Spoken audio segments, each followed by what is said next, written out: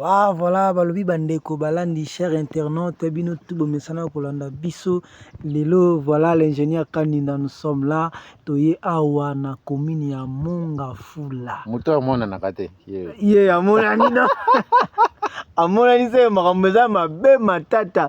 Donc bandeko na biso babone na biso cher internaute ba diaspora congolais, ba congolais nyonso partout vous êtes, et équipe il y a 3 exa production ya ngoti bomonaka ba bilili ba image yeyo l'ingénieur Kaninda Augustin Muluba le plus civilisé.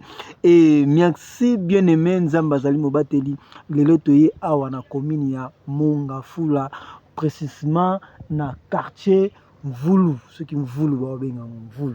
Voilà, déjà là ba kombo belé za quartier moko mais comment le rôle la commune et donc et comme na ba quartier télé.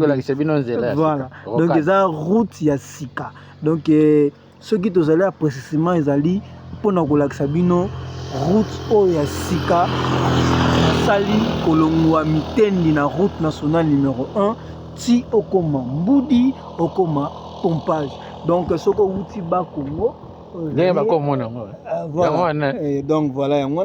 Donc oko wuta ba Congo okoma soko zokende pompage mbudi ipen obosani yango obosani yango.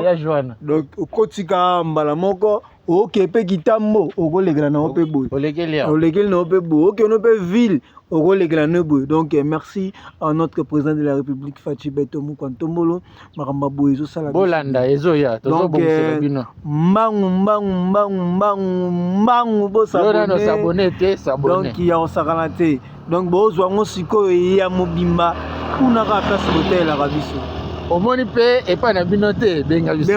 Voilà, soko moni terrain na ote benga biso omoni pe o terrain na batongi yango pesa pe na bato attention ingénieur basoma pe ba terrain pe côté oyo ayebi na pe te ke côté ndenge évoluer.